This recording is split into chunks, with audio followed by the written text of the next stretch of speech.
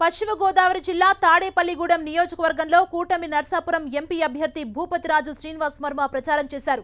తాడేపల్లిగూడెం జనసేన అభ్యర్థి బొలిశెట్టి శ్రీనివాసరావుతో కలిసి విస్తృతంగా పర్యటిస్తున్నారు. వెంకటాయపాలెం, అప్పారావుపేట, గొల్లగూడెం, మోదుగుంట గ్రామాల్లో ప్రచారం చేపట్టారు.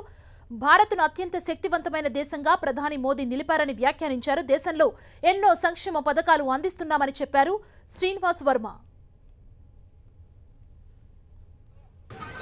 భారతదేశాన్ని ప్రపంచ దేశాల్లో అతి శక్తివంతమైనటువంటి దేశంగా తీర్చిదిద్దినటువంటి ప్రధాని నరేంద్ర మోడీ గారు. అదేవిధంగా దేశంలో పెద్ద ఎత్తున సంక్షేమ పథకాలు అమలు చేస్తున్నటువంటి నరేంద్ర మోడీ గారు.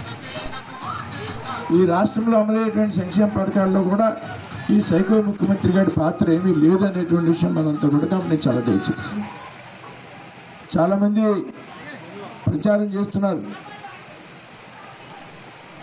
మళ్ళీ ప్రభుత్వం రాకపోతే ఇప్పుడున్నటువంటి సంక్షేమ పథకాలు అన్నీ రద్దు అయిపోతాయి అని ఆయన కూడా చెప్తున్నాడు ప్రతి సమావేశంలో. అసలు ఈ సన్నాసి ముఖ్యమంత్రి తెలుసా లేదా అని అడుగుతున్నాను. ఈ పనికిమాని చేతకాని దద్దమ్మ ముఖ్యమంత్రికి అసలు పథకాల మీద ఏమైనా అవగాహన ఉందా అని నేను అడుగుతున్నా. ఈవేళ రాష్ట్రంలో అమలయ్యేటువంటి ప్రతి సంక్షేమ పథకము కూడా కేంద్ర ప్రభుత్వం నుండి నరేంద్ర మోడీ గారి ద్వారా రాష్ట్రానికి అందించబడుతున్నాయని చెప్తున్నాను. అవసరమైతే బహిరంగ చర్చకు ఈ విషయంలో తాడేపల్లిగూడెంలో ఇవాళ సవాల్ చేస్తున్న మీడియా మిత్రులు ఎవరైనా ఉంటే తాడేపల్లిగూడెంలో నగర నడిబొడ్డున బహిరంగ చర్చకి ఈ పథకాల మీద చర్చించడానికి ఈ చిల్లర కొట్టు సత్యబాబు గారు వస్తాడా అని నేను అడుగుతా ఉన్నా. ఈ చిల్లర కొట్టు సత్యబాబుకి నేను ఛాలెంజ్ చేస్తున్నా. నా చిన్నప్పుడు చిల్లర కొట్టు చిట్టమ్మ అని సినిమా వచ్చింది.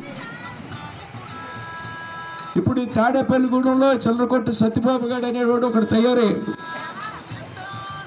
చిల్లర కొట్టుడు కాంచి పెద్ద పెద్ద ఆర్థిక లావాదేవీల వరకు కూడా వీడికి కావాలి. సామాన్య గృహుడు ఇల్లు కట్టుకుంటే 10 లక్షల రూపాయలు పెట్టి ఇల్లు కట్టుకుంటే ఎంత కష్టమో తెలుసు. పెద్ద పెద్ద భవంతులు నిర్మించే వరకు ఇక్కడ ఈ సత్తిగాడు చిన్న టెక్నిక్ ఉపయోగిస్తాడు. ఇల్లు శంకుస్థాపన చేసినప్పుడు రాడు వాటిని దోతలు. బేస్మెంట్ పూర్తయ్యాక కాలమ్స్ వేసాక సెంటరింగ్ చేసేటప్పుడు ఈ సత్యబాబు గారు దోతలు వస్తారు మన దగ్గరికి.